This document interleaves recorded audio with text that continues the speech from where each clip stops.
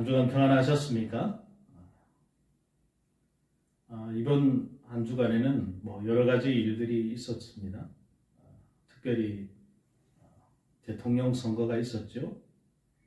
여러분들도 각자 한 표씩 이제 자신이 원하는 후보에게 행사를 하셨을 텐데, 물론 내가 찍은 사람이 된 경우도 있을 거고 되지 않은 경우도 있을 텐데요. 어쨌든 간에 선거는 끝났습니다. 이제는 진영 논리를 관두고 정말 대한민국이 나아가야 할 그 방향을 따라서 누가 대통령이 되었든, 내가 찍은 사람이 되었든 안 찍은 사람이 되었든 하나로 마음을 모아야 할 때인 것 같습니다. 자, 그래서 오늘은 요한복음 2장 1절에서 12절의 말씀으로 그대로 하라 라는 말씀으로 여러분과 은혜를 나누기를 원합니다. 먼저 우리는 이 요한복음을 보고 있는데, 요한복음이 이 흘러가는 순서를 한번 다시 생각해 볼 필요가 있겠어요. 자, 요한복음의 1차 독자는 헬라인과 유대인 모두입니다. 우리가 지난 시간에 본 그 1장에서 사도 요한은 태초에 창조에게 그 함께 하신 말씀, 또 빛으로 오신 예수 그리스도를 소개하고 있어요. 그리고 바로 이어서 그분이 받을 영광이라는 것이 이제 십자가의 영광이라는 사실을 살짝 설명하고 세례 요한에게 주목을 하게 됩니다. 주의 길을 곱게 하는 그 광야에서 외치는 자의 소리라는 그 세례 요한의 분명한 신앙 고백은 대단히 놀라운 고백이죠. 그런 후에 이제 예수의 세례 받으시는 사건을 세례 요한이 이제 해설자가 되어서 설명을 하고 있어요. 그리고 제자를 세우는 이야기가 짧게 언급되지요. 그런 후에 바로 이어서 이제 오늘 본문인 이 가나의 혼인잔치, 너무나도 우리가 잘 알고 있는 가나의 혼인잔치가 나오게 되는 것입니다. 그런데 누가복음은 상당히 다른 모습을 보여요. 일단 그 누가복음의 독자는 데오빌로로 상징되는 이방인들입니다. 그러니까 유대인들이 아니라는 거죠. 그래서 이 세례 요한의 출생 기사를 아주 길게 기록하고 또 예수 그리스도께서 탄생하시기 전에 있었던 예언들을 먼저 언급합니다. 그리고 마리아와 엘리사벳이 만나는 이야기도 나오죠. 또 마리아의 그 찬가가 나오고 그 샤가라의 예언이 이어지고 예수의 탄생 기사가 나옵니다. 이것들은 요한복음에는 없는 내용들입니다. 그러니까 전혀 그런 얘기들이 안 나온다는 얘기죠. 그러면서 예수의 그 정결 예식과 12살 시절의 그 예수님의 이야기가 자세하게 소개됩니다. 그 다음 3장에 가서야 이제 세례 요한이 등장을 하는데요. 그리고 예수께서 세례를 받으시는 장면이 나오죠. 그 다음에는 족보가 나오고 광야에서 시험 받으시는 예수님의 모습을 소개합니다. 자, 문제는 여기서부터인데요. 주님은 제자를 뽑는 일을 먼저 하신 것이 아니고 갈릴리의 그 여러 회당에서 또 가르치시고 고향에서 배척을 당하셨다는 거예요. 참된 희년의 성취로 오셨지만 갈릴리의 가장 비천한 사람들조차도 그 주님을 외면했다는 거예요. 그래서 주님은 사렙다 가부와 나만 장군으로 상징되는 그 이방인의 구세주가 되겠다라는 것을 말씀하고 계세요. 그런 후에 예수님의 이제 첫 번째 사역이 소개가 됩니다. 그게 가르치고 또 귀신을 내쫓고 온갖 병자들을 고치는 일인데, 그런데 사도 요한은 바로 가나의 그 혼인잔치가 나온 거예요. 이 차이를 우리가 주목을 해봐야 되는 거예요. 누가는 예수 그리스도께서 가르치시고 귀신을 내쫓고 치유하심으로 하나님 나라가 지금 여기에 도래했음을 알리시고 또 하나님 나라의 복음을 전파하고 계신다라는 거예요. 특히 4장 43절은 이런 모든 사역의 핵심이 하나님 나라를 전파하는 것에 있었다는 사실을 분명하게 말씀하고 있습니다. 그런데 사도 요한은 제자를 세우신 주님이 가장 먼저 하신 일이 가나의 혼인잔치에서 물로 포도주를 만드신 사건이라고 기록하고 있는 거예요. 누가는 하나님 나라의 그 도래가 가르치고 귀신을 내쫓고 병든 자를 고침으로 여기에 임했다라고 말하고 있는 반면에 사도 요한은 다르게 얘기하고 있다는 것이죠. 그런데 사도 요한은 그 천국이 기쁨의 나라, 잔치의 나라, 그것이다라고 말하고 싶었던 것 같습니다. 우리는 이 요한복음의 기록의 목적이 양으로 생명을 얻게 하고 더 풍성하게 얻게 하는 것이라는 사실을 잘 알고 있습니다. 성경은 타락한 인간, 여호와의 앞에서 떠나 두려움에 빠진 인간들이 하나님과의 관계를 회복함으로써, 다시 말해서 구원을 받음으로써 기쁨과 감사와 평안과 찬양을 회복하는 것을 말씀하고 있어요. 그래서 기독교는 여러분 뭐라고 얘기합니까? 축제와 기쁨의 종교다 이렇게 얘기를 하는 거예요. 경직된 율법의 종교, 금욕으로 말미암아 일그러진 얼굴을 하고 있는 그런 종교하고는 전혀 다르다는 거예요. 사도 바울은 말씀합니다. 항상 기뻐하라, 쉬지 말고 기도하라, 범사에 감사하라. 이는 그리스도 예수 안에서 너희를 향하신 하나님의 뜻이니라 라고 했잖아요. 기쁨의 삶은 하나님께서 에덴 동산에서부터 그 의도하셨던 삶입니다. 그리고 구원받은 성도들에게 사도 바울은 기쁨과 감사의 삶이 하나님의 뜻이다 이렇게 말씀하고 있는 거예요. 하나님 우리가 기쁨과 감사의 삶을 살기를 원하신다는 거예요. 그런데 기쁨과 희락의 종교인 기독교를 경직되고 고통스럽고 두려움과 억압으로 가득 차게 만드는 것이 있는데 바로 이것이 율법주의요 복음에서 벗어난 기독교의 모습이다라고 하는 것입니다. 율법주의라고 하는 것은 기쁨과 희락이 없어요. 항상 그 안에 규제만 있다는 거예요. 사람을 옥죄고 그 규율에 얽매기 해서 그걸 지키지 않으면 모든 사람이 죄인이다라고 하는 것입니다. 근데 여러분 잘 아셔야 되는 건 율법은 나쁜 것이 아니라고 제가 말씀드렸어요. 율법은 나쁜 게 아닙니다. 어떤 규정이 있는 건 나쁜 게 아니죠. 그런데 율법주의는 문제인 것입니다. 요한이 이렇게 얘기합니다. 내가 이것을 너희에게 이름은 내 기쁨이 너희 안에 있어 너희 기쁨을 충만하게 하려 함이라 라고 합니다. 그러므로 우리는 축제의 기독교를 회복해야 하는 거예요. 기쁨과 사랑, 섬김과 격려, 감사의 기독교를 회복해야 한다라고 하는 것입니다. 주님은 세례 요한처럼 제자들을 데리고 이제 광야에 가서 메뚜기와 석정을 먹지 않고 혼인잔치로 데리고 가서 축제를 즐기도록 하셨다는 거예요. 주님은 말씀하십니다. 예수께서 저에게 이르시되 혼인집 손님들이 신랑과 함께 있을 동안에 슬퍼할 수 있느냐?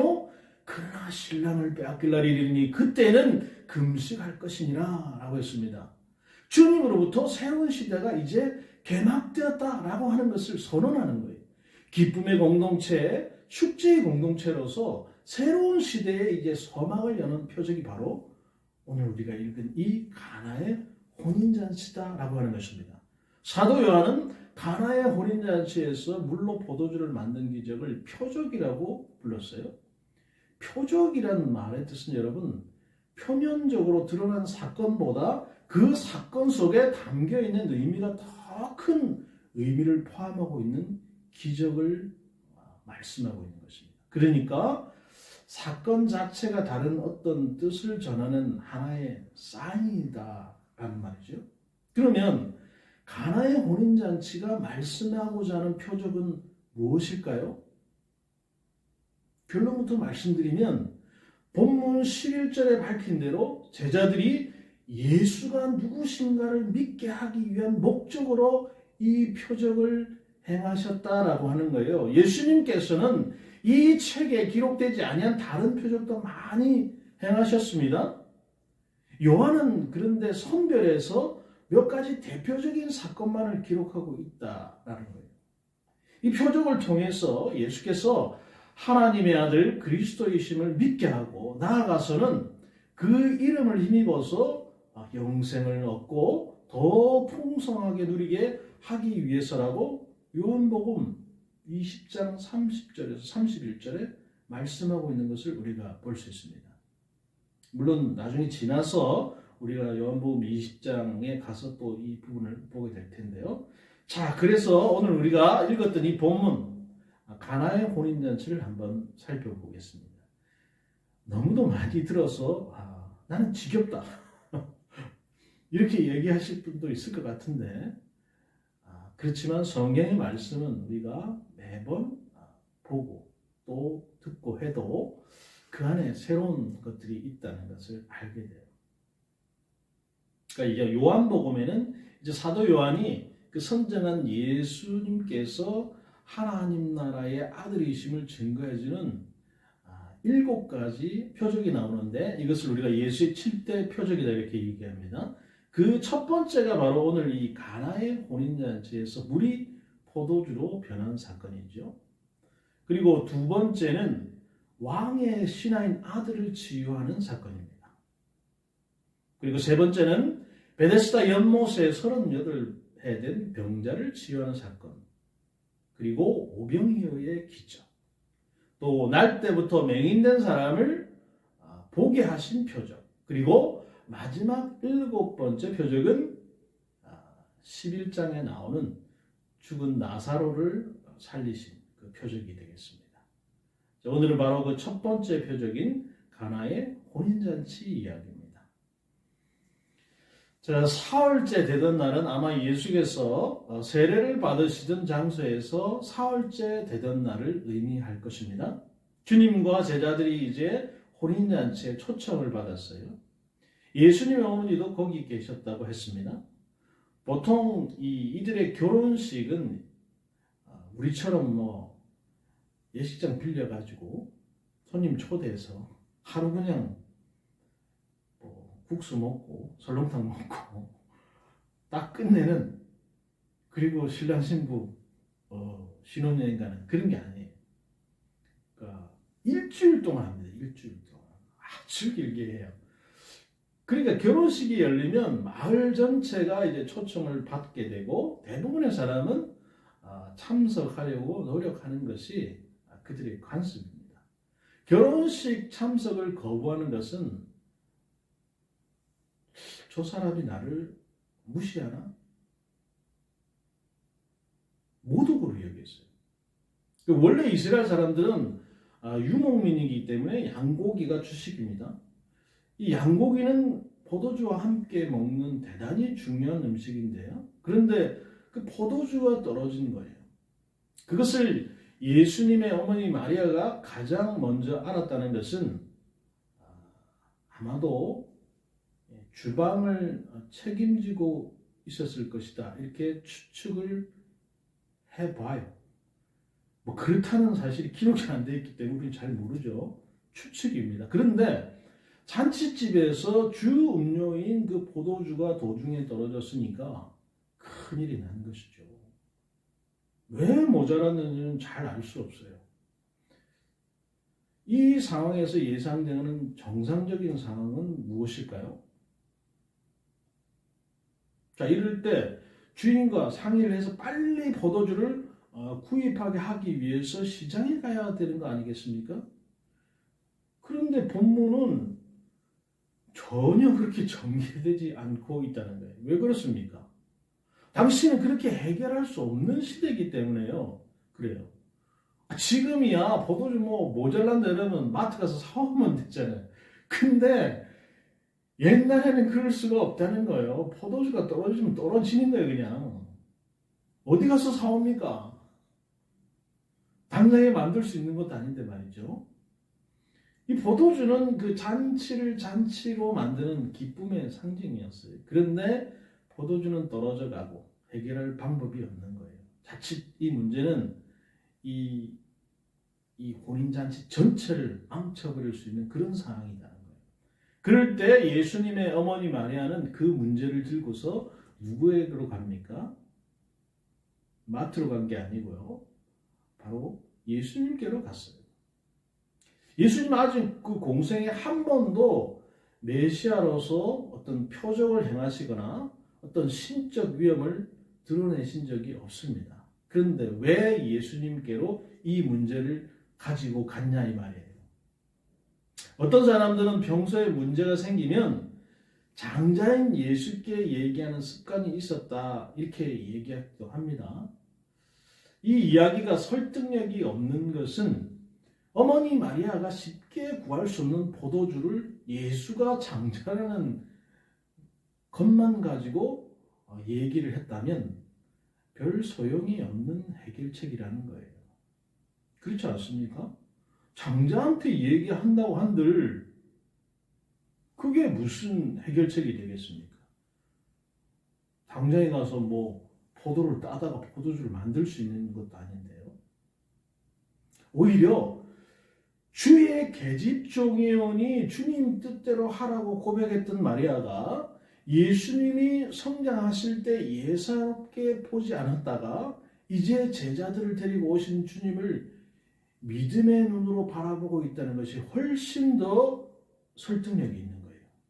마리아는 당신의 아들로서 예수를 대하고 있는 게 아니고 세상 그 죄를 지고 가는 하나님의 어린 영으로 믿고 의지하고 문제를 들고 이제 주님께로 나왔다고 우리가 봐야 되는 거예요. 이런 믿음은 주님이 십자가에 달리시는 그 마지막 순간에 함께했던 그 많은 성도들의 믿음을 볼 때 더욱 확연해지는 것입니다.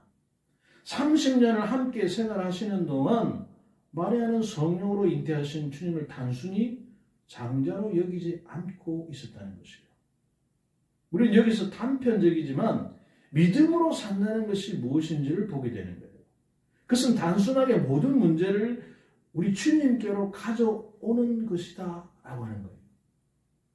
그러니까 문제가 생기면 주님께로 가지고 오는 거예요. 내가 고민하고 묵혀두고 있는 게 아니고 주님 앞에 내어놓는 것입니다. 수고하고 무거운 짐진 것들을 그저 단순하게 주님께 가져오는 것이 믿음이 가는 길이다 라고 하는 거예요. 그리스도 앞에서 우리의 연약함을 그대로 인정하고 그분께 도움을 청하는 것이야말로 성도가 누릴 수 있는 가장 큰 축복이다 그 말입니다. 주님은 우리가 최선을 다해 살기를 원하세요. 자신에게 맡긴 일을 최선을 다해 감당하기를 원하십니다. 그러나 또한 주님은 그 모든 일을 주님과 함께 하시기를 원하신다는 거예요. 너 혼자 머리 싸매고 고민하지 마라 그 말입니다. 이런 마리아의 믿음이 더욱 확연히 드러나는 부분은 예수님의 답변에 대한 반응이다. 그거죠. 뭐라고 말씀합니까? 예수께서 뭐라고 얘기하든지 간에 그대로 하라 라고 하는 거예요. 이것이 마리아의 믿음이에요. 마리아는 예수로부터 어떤 확답도 듣지 못했습니다.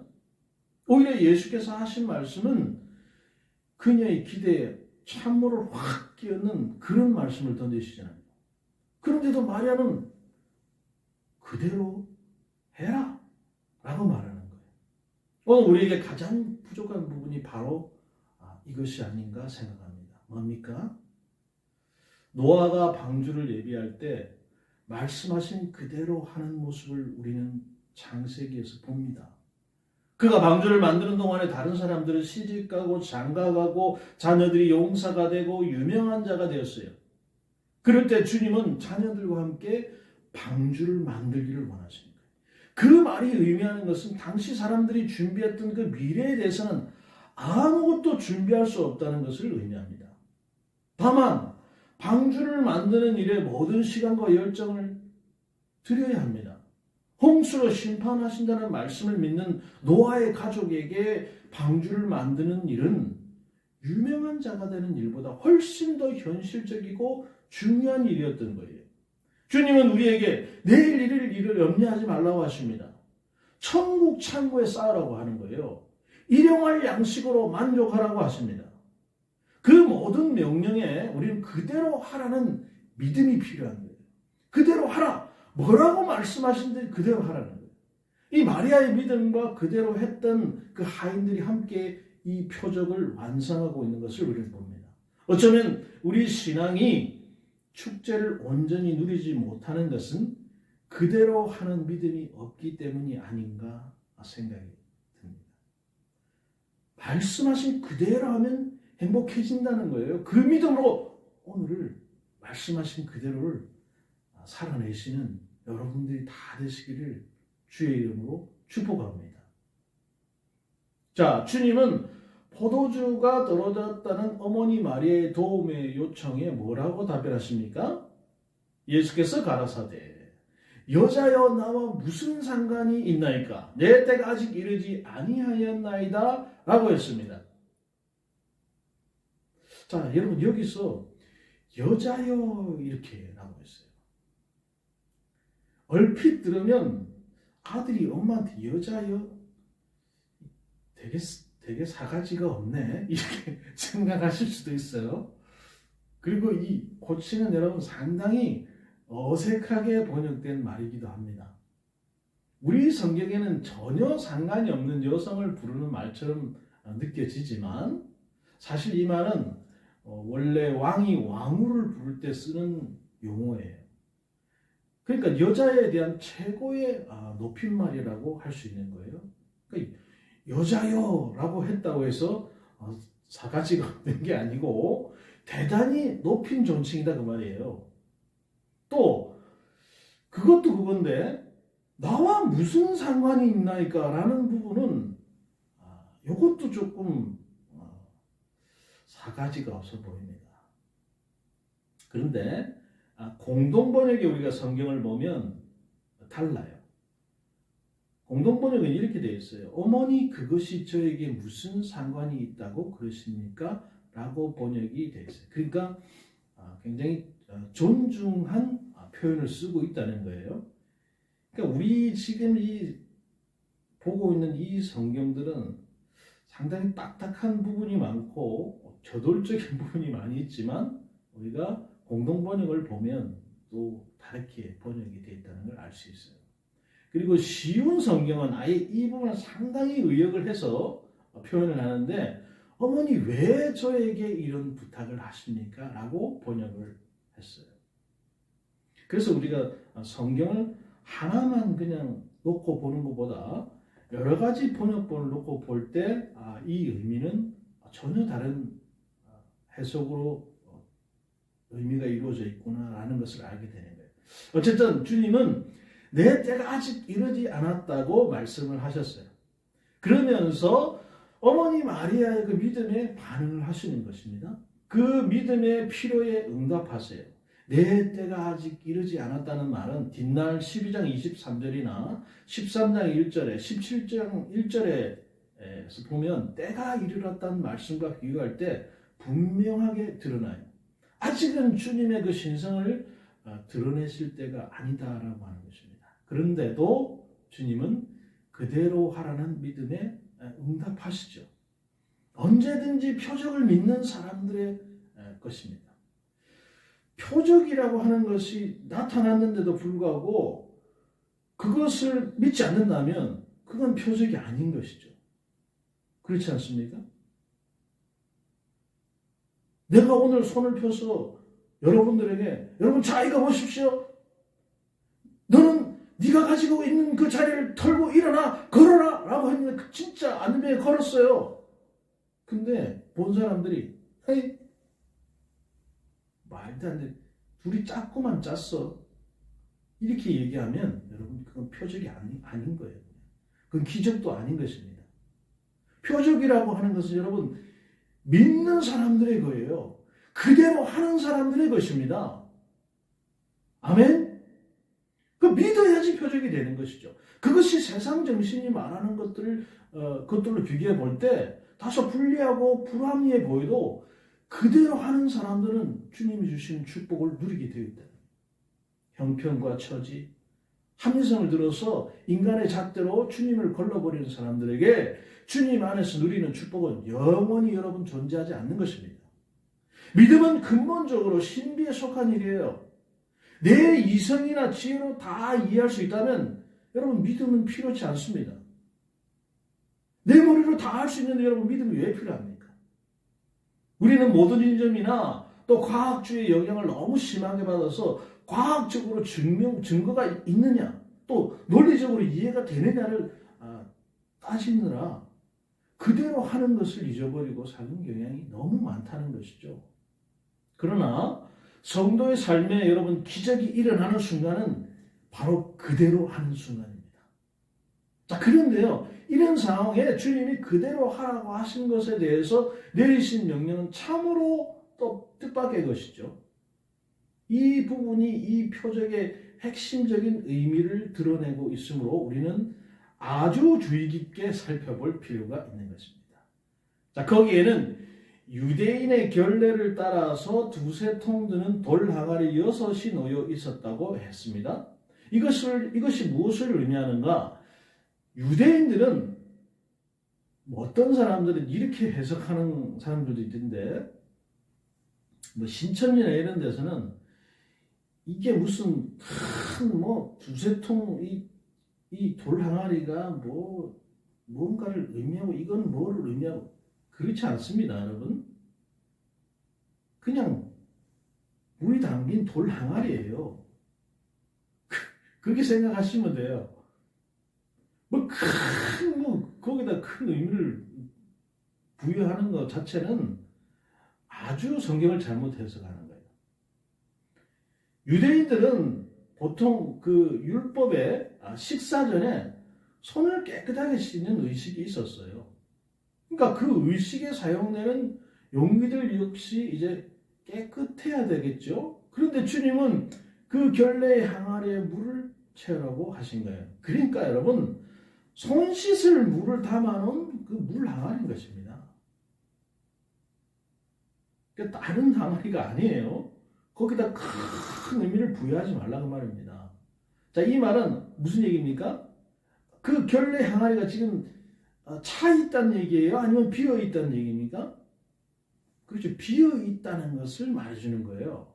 지금 포도주가 없어서 포도주 때문에 난리인데 결례와 무슨 상관이 있다고 결례의 항아리에 물을 채우랴라고 하는 것입니다. 분명 하인들에게 주님의 말씀은 걸림이 되었을 거예요. 그러나 무슨 말씀을 하시든지 그렇게 하라라고 하는 어머니 마리아의 말씀에 하인들이 순종하고 항아리에 이제 물을 갖다 붓는 거예요. 그러자 더 황당한 말씀이 이어집니다.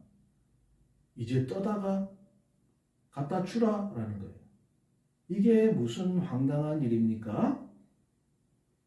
아니 세상에 빈통에다가 물 부어라는 것도 조금 황당한 일인데 포도주가 없다고 하는데 물 부으라고 했더니 포도주 대신에 그걸 떠다 주라니요. 그러나 여러분 하인들은 말씀하신 대로 순종하고 그 이후에 사람들의 칭송이 이어졌어요. 바로 2장 9절부터 10절의 말씀이잖아요. 연회장이 물로 된 포도주를 맛보고 어디서 났는지 알지 못하되 물돈 하인들은 알더라라고 했어요. 연회장이 신랑을 불러 말하되 사람마다 먼저 좋은 포도주를 내고 취한 후에 낮은 것을 내거든 그대는 지금까지 좋은 포도주를 두었도다 하니라.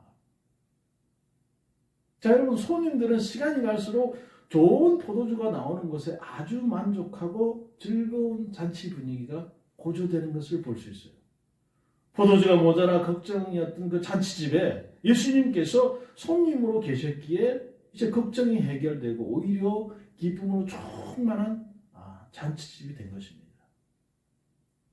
그러니까 그 잔치집에 만약에 주님이 안 오셨다면 기쁨의 잔치가 됐을까요? 아니면 엉망진창의 잔치집이 됐을까요? 주님이 오셔서 기쁨이 되어주신 거예요. 난간에 봉착한 잔치를 더 기쁜 잔치로 만들어 주셨다고 말입니다.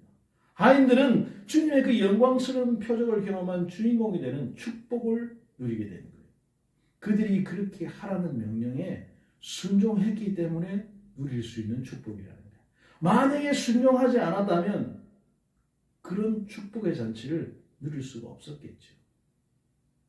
세상에 아니 빈통에다 물 부라고 그러더니 그걸 갖다 떠다 주라고 말도 안 되는 소리라고 했으면 기쁨의 잔치는 없는 것입니다. 제가 말씀드렸지 않습니까? 여러분, 표적은 믿는 사람들의 것입니다. 그대로 할 때 그 일이 이루어지는 것이고 기쁨의 공동체, 기쁨을 누리는 축복이 그 자리에 있게 되는 것입니다. 아멘? 자, 여러분, 여기에는 중요한 표적이 들어있어요. 뭡니까? 예수께서 도래시킬 나라는 유대교라고 하는 그 묵은 포도주와 이제 대조를 이루고 있는 것을 우리가 볼 수 있어요.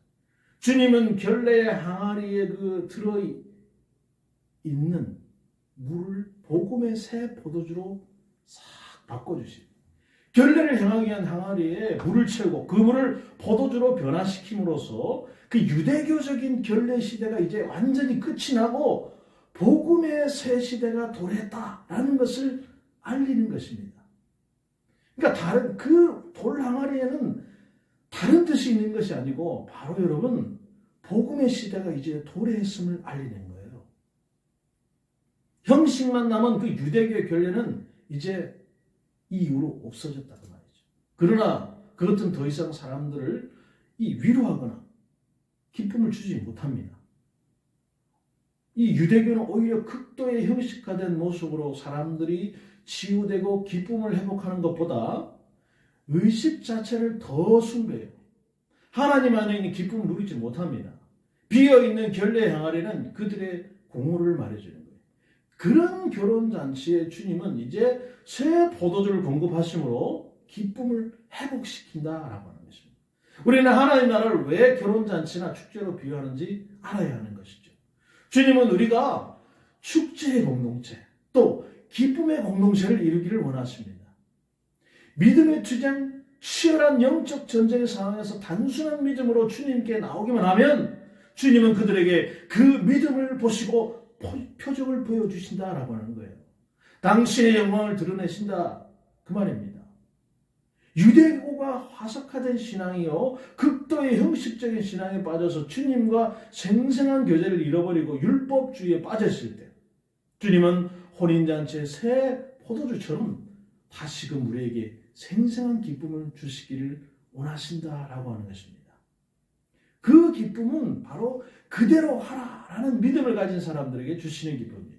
주님이 바로 그들을 위해서 구약의 묵은 포도주는 줄 수 없는 기쁨을 새 시대의 새 포도주를 채우셔서 나누어 주신 것입니다. 이 축제의 공동체에서 주님이 베푸시는 표적의 수혜자들은 믿음으로 반응했던 어머니 마리아와 또 하인들 그리고 이제 하나님 나라에 입문해서 훈련의 여정에 동참한 제자들이 바로 그들이죠. 그들은 물을 변화시켜 포도주를 만드셨어요.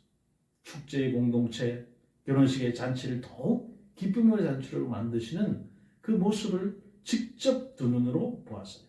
그리고 이 사건의 결말은 제자들이 뭐라고요? 그를 믿으니라 라고 끝납니다. 그래서 여러분 표적이라고 하는 거예요. 이전에 제가 한번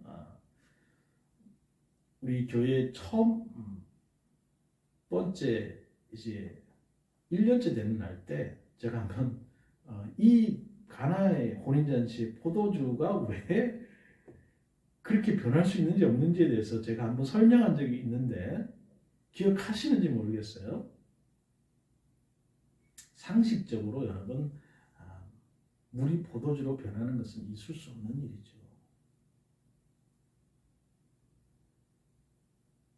그런데 그 일이 여기서 일어나는 거다 그 말입니다. 사랑하는 여러분, 우리는 이미 이 축제의 공동체의 일원이 되어 있습니다. 그런 우리에게 축제와 기쁨을 빼앗아가는 것들이 여러분 무엇입니까?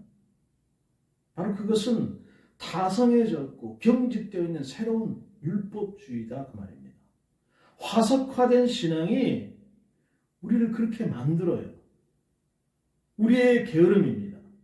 기도에 게으르고 말씀 듣고 예배하는 일에 게으르다는 거예요. 불순종이 기쁨을 빼앗아갑니다.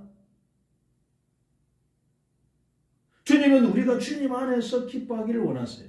그 안에서 감사를 회복하기를 원하십니다.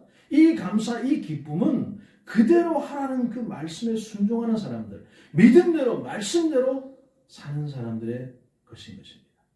주님이 이뤄놓은 이 새 시대, 그 축제 공동체는 그대로 하는 사람들이 누리는 공동체예요. 자, 우리는 이 어마무시한 코로나로 인해서 그 신음하는 세월이 벌써 2년이 넘게 지나가고 있죠. 그것으로 인해서 우리가 점점 익숙해져 가는 듯 하지만 사실은 그 안에 모든 삶이 위축되어 있고 크게 웃을 일도 없는 어려운 시대를 살고 있습니다.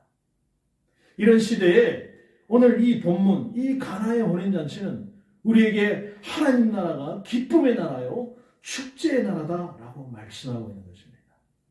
오늘 이 복음의 새 포도주를 새 부대에 담아서 어려움의 이 시대에도 기쁨을 나누어 줄 수 있는 진정한 그리스도인들이 우리 가운데 더 많아지기를 간절히 기도해 봅니다. 그 주역이 누구라고요? 오늘 바로 이 예배를 듣고 이 말씀을 듣고 있는 저와 여러분들이 다 되시기를 주님의 이름으로 축복합니다. 자, 그리고 오늘 드린 이 말씀들 잘 기억하시면서 예수 그리스도께서 우리 가운데 오신 것, 묵은 포도주를 새 포도주로, 헌 부대를 새 부대에 담아서 우리에게 기쁨을 나누어 주시기 위해서 우리에게 오셨다. 그것을 다시 한 번 더 기억하시면서 이 한 주간 사순절 기간이지 않습니까? 예수님께서 우리에게 오신 그 일들을 다시 한 번 잘 기억하시고 되새기면서 은혜로운 한 주가 되기를 주님의 이름으로 축복합니다. 우리는 다음 주에도 영상 예배로 찾아뵙도록 하겠습니다. 한 주간 주 안에서 승리하시기 바랍니다.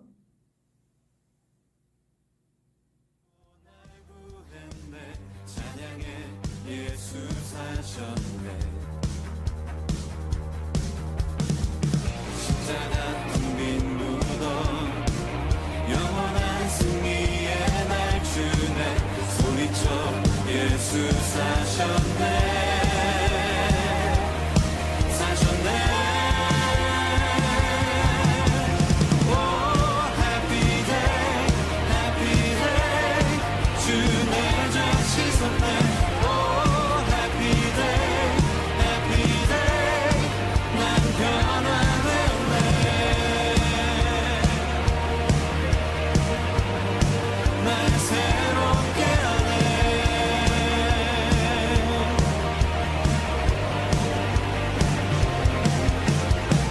주 앞에 서는 날 주 얼굴